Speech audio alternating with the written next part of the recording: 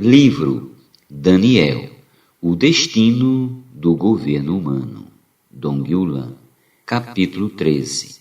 Tema desta semana, a visão dos reis do norte e do sul. Meta de hoje, leitura das páginas 118 a 120.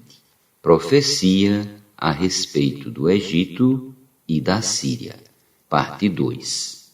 Naqueles tempos se levantarão muitos contra o rei do sul.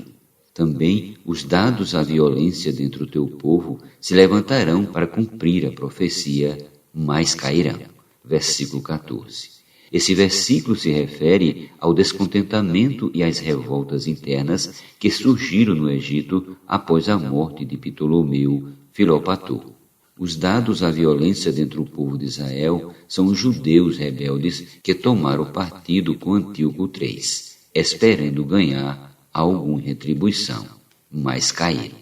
O rei do norte virá, levantará baluartes e tomará cidades fortificadas. Os braços do sul não poderão resistir, nem o seu povo escolhido, pois não haverá força para resistir. Versículo 15. O resultado dessa investida de Antíoco o Grande foi a derrota total do exército de Ptolomeu em Paneia, em 198 a.C.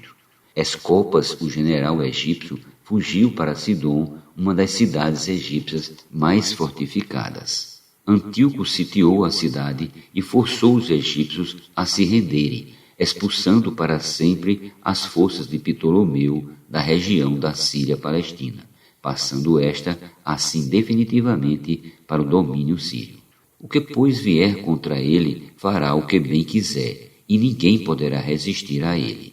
Estará na terra gloriosa, e tudo estará em suas mãos. Versículo 16. A vitória de Antíoco o Grande sobre Ptolomeu foi completa, e ninguém lhe podia resistir.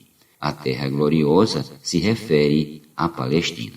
O versículo 17 diz: resolverá vir com a força de todo o seu reino, e entrará em acordo com ele, e lhe dará uma jovem em casamento para destruir o seu reino. Isto, porém, não vingará, nem será para sua vantagem.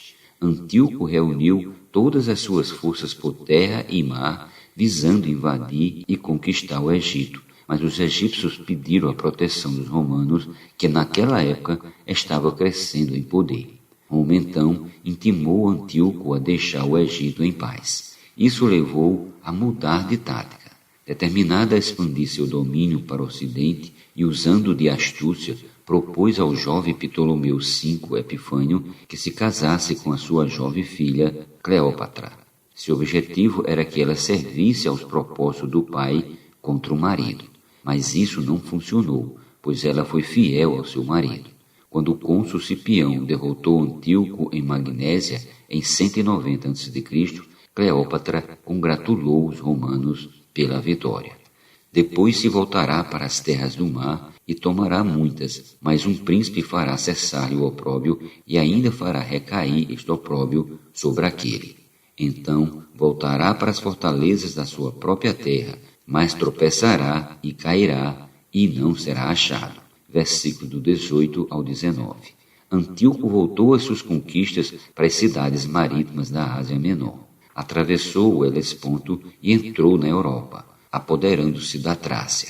Os romanos então exigiram que ele se retirasse da Europa e emancipasse todas as comunidades autônomas da Ásia Menor. Antíoco se recusou a obedecer, mas foi decisivamente derrotado na Batalha de Magnésia em 190 a.C. pelo cônsul Lúcio Cornélio Cipião, o príncipe de que fala o versículo.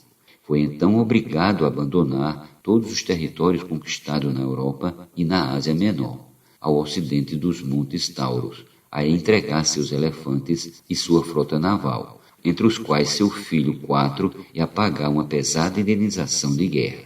No esforço de levantar dinheiro para pagar o tributo, atacou o templo de Bel em Elimaída, na Pérsia. Porém ele e seus soldados foram mortos pelos habitantes dali.